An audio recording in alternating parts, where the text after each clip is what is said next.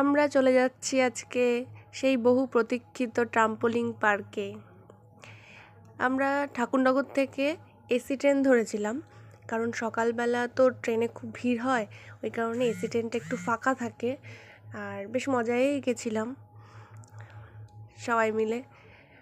উর্ষিতা AC train এই প্রথম চললো। তো আমরা নেমেছিলাম দমদম ক্যান্টনমেন্ট, তাছাড়া বিধাননগর বা শিয়ালদা নেমেও যাওয়া যায়। ক্যান্টনমেন্ট নেমে ওখান থেকে একটা টোটো বুক করে পৌঁছে গেলাম সেই জাস্ট জাম্পিং বিল্ডিংয়ের সামনে। এটা একটা 10তলা বিল্ডিং, একদম টপ ফ্লোরে রয়েছে জাস্ট জাম্পিং, যেটা ট্রাম্পোলিন পার্ক, কলকাতার প্রথম এটি। আর আমরা একটু তাড়াতাড়ি পৌঁছে গেছিলাম বলে আমাদের ওয়েট করতে হয়েছে কিছুক্ষণ। এটা নর্মালি খুলে 11টায়, 10:30 থেকে ওপেন হয়, টিকিট কাটতে পারো, 11টা থেকে স্টার্ট হয়। এই ঢুকে যাচ্ছি আমরা। ঢুকেই ডান দিকে পড়বে রিসেপশন, এবং রিসেপশনের পাশে আছে শু র্যাক, যেখানে জুতোটা খুলতে হবে এবং এখানে এরকম ধরনের মোজা কিনে নিতে হবে। আর ওরা টাইমিং দেওয়া স্টিকার লাগিয়ে দেবে এবং এই হাতের চিহ্নগুলোও দিয়ে দেবে। তুমি যখন থেকে টিকিট কাটবে সেই সময় থেকে তোমার কাউন্টিং শুরু হয়ে গেল, 1.5 ঘন্টার মধ্যে তোমাকে বেরিয়ে আসতে হবে। তো প্রথমেই মেয়ে ঢুকে গেল বাচ্চাদের যে এরিয়াটা রয়েছে সেখানে। এখানে আবার বড়দের অ্যালাউ নেই। পুরো একটা বল পিট রয়েছে, আরও কিছু ছিল। আর এই পাশের বাচ্চা বড় সবার জন্য মাঝখানে জাম্পিংয়ের জায়গাগুলো, বাস্কেটবল আছে, নানা রকম খেলার আইটেম আছে। এখানে গেলে বাচ্চারা তো জাম্পিং করবেই, বড়রাও কিন্তু স্থির থাকতে পারবে না।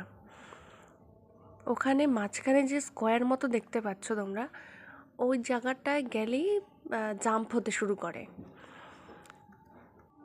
এই যে বলগুলো দেখা যাচ্ছে, এই বলের মধ্যে ঢুকলে তো একটা আলাদা মজা, যেদিকে ইচ্ছা সেদিকে ঘোরানো যায়, বেশ ভালো মজা লাগে। এই গেমটা অ্যাকচুয়ালি দুটো বলের মধ্যে ঢুকবে এবং তাদের মধ্যে ফাইট হবে। আমরা যদিও কেউ ফাইট করিনি, আমরা নিজেদের ইচ্ছা মতো ঘুরেছি শুধু। আমার তো খুব ভালো লেগেছে। উর্ষিতার বাবা এইসবে একটু ভয়ই পায়, তবে ফাইট করার মতো যদি আরেকজন থাকতো খুব ভালোই হতো। অন্যান্য জায়গায় যেটা দেখা যায় যে বলের চারিদিক বন্ধ থাকে, কিন্তু এখানে দুটো মুখ খোলা ছিল। তারপরে দেখতে পাচ্ছি এই ব্রিজ মতো, এখানে একটা ব্যালান্সিং ব্যাপার আছে, ব্যালেন্স করে দাঁড়িয়ে থাকতে হবে। আমি নাড়াচ্ছিলাম, মেয়ে দাঁড়াতে পারছিল না, তারপর বাবাকে ডাক দিলাম। এখানে গেলে যে কোনো দিনও লাফায়নি সেও লাফাতে শুরু করবে, এত মজার জায়গা একটা। বড়রা সব বাচ্চা হয়ে যায় যেন। বাচ্চাদের আলাদা সব এরিয়া রয়েছে। আমার উর্ষিতা তো কোনোটাতে বেশিক্ষণ থাকতে পারিনি, কারণ আরেকটা যাবে এই একটা উৎসাহ ছিল। আর ওখানে যারা স্টাফরা আছে খুব হেল্পফুল, প্রত্যেকটা বাচ্চার সাথে সাথে থাকে। আপনি আপনার বাচ্চাকে একা রেখেও নিজেদের মতো গেম খেলতে পারেন, কোনো ব্যাপার না, ওরা হ্যান্ডেল করে নেবে।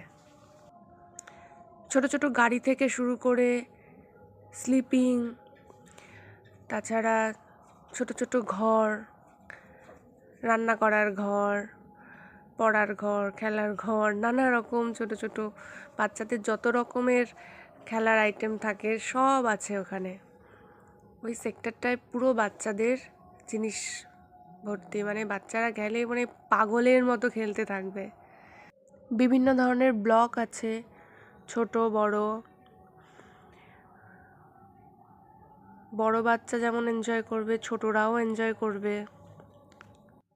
এত সুন্দর সুন্দর ছোট ছোট ঘর আছে, আমার তো নিজেরই খেলতে ইচ্ছা করছিল, যেন বসে এখানে খেলা শুরু করে দিই, এত কিউট লাগছিল।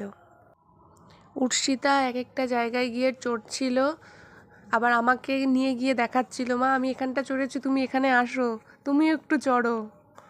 তবে ছোটদের সব জায়গায় বড়দের অ্যালাউ ছিল না, তাই ওদিকটায় ঢুকতে পারিনি।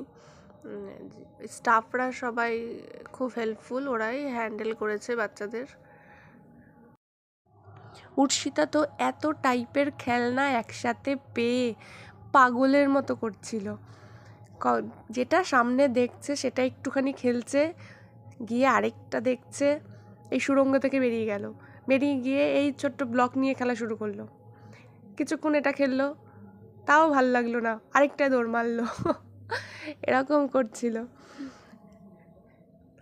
তারপরে অ্যাকচুয়ালি 1.5 ঘন্টা টাইম, 1.5 ঘন্টার মধ্যে সবটা কভার করতে হবে, এনজয়ও করতে হবে।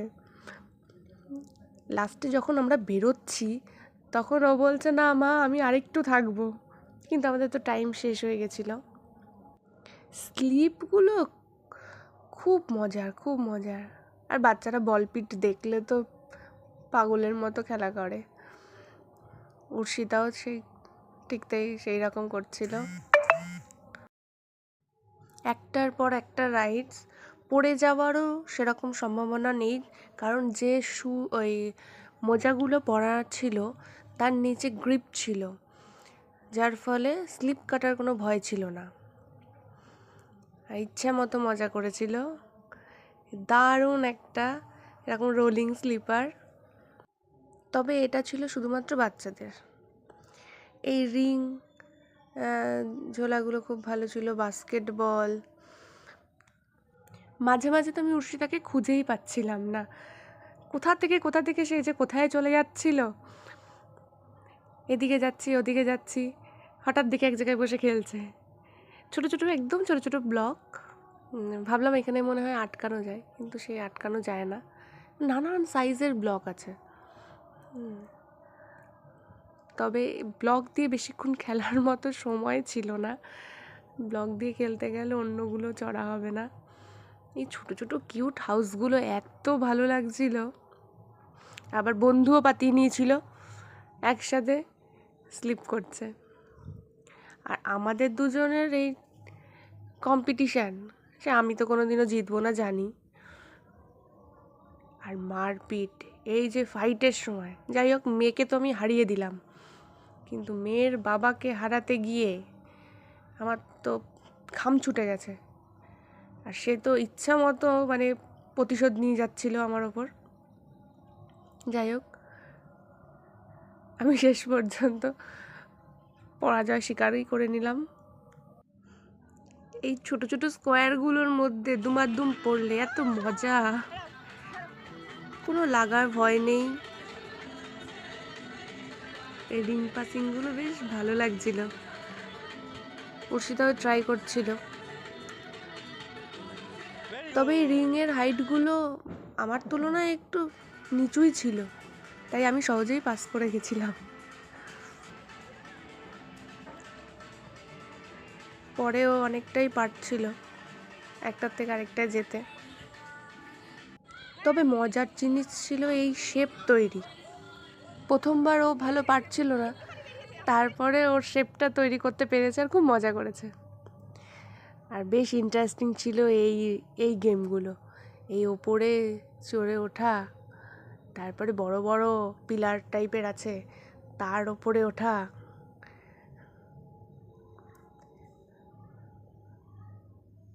প্রথমে তো একটু ভয় লাগছিল ওঠার জন্য, তবে দারুণ অ্যাক্টিভিটি। পরের দিন বাড়ি এসে আমার তো গা হাত পা ব্যথা হয়ে গেছিলো, এত জাম্পিং হয়েছে, এত অ্যাক্টিভিটি হয়েছে। একবারও ভালো পারিনি, তারপরে আবার উঠেছে।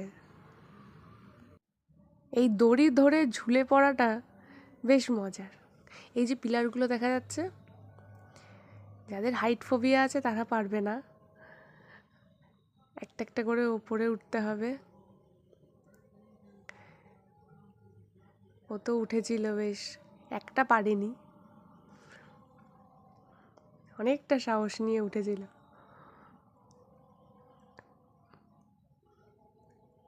খুব মজা করেছে, অনেকবার উঠেছে। মেয়ের দেখা দেখি মেয়ের মাও উঠেছে, তবে মেয়ের মা মেয়ের মতো অতটা উঠতে পারেনি, লাস্ট দুটো বাকি ছিল। কিন্তু পরে নামাটা খুব ভয় করছিল যে পড়ে যাব না তো, বা জাম্প দেবো কি করে, খুব ভয় করছিল। সবাই বলছে কিছু হবে না কিছু হবে না, কিন্তু তবুও তো ভয় লাগছিল। আর এটা অনায়াসে উঠে গেছি, এটাই অতটা অসুবিধা হয়নি। ছোটবেলায় এসব কিছু চড়তে পারিনি, তবে বড় হয়ে মেয়ের দৌলতে কিছুটা চড়ে নিলাম। তারপর চলে গেলাম আমরা অন্য রাইডিংগুলোতে। তবে মাথায় রাখতে হয়েছে টাইম কত হয়েছে, বারবার টাইম দেখতে হয়েছে, কারণ এখানে তোমাকে যে টাইমিং দেওয়া হবে তার থেকে 1 মিনিট লেট করলেও তোমাকে 100 টাকা ফাইন দিতে হবে। তারপর এই এই স্লিপিং বড়দের সেই স্পিড সেই মজা। প্রথমে উঠছি, তার বাবা তো কিছুতেই উঠবে না, তাকে জোর করে তুলেছি, আমাকে সাথে নিয়ে ওপরে উঠেছে, এত ভয় পাচ্ছিল। মেয়ে তো কয়েকবার চড়েছে আর সেই মজা করেছে, আমিও কমবার চড়িনি। আর এটা হচ্ছে স্পাইডার, মানে হচ্ছে ওই ড্রেসটা পরে ওখানে জাম্প করতে হবে। এই যে শুরু হয়ে গেছে বাচ্চাদের মতো ঝোলা। সে কি আর পারে, বাস্কেটবলটাও খুব এনজয় করেছি।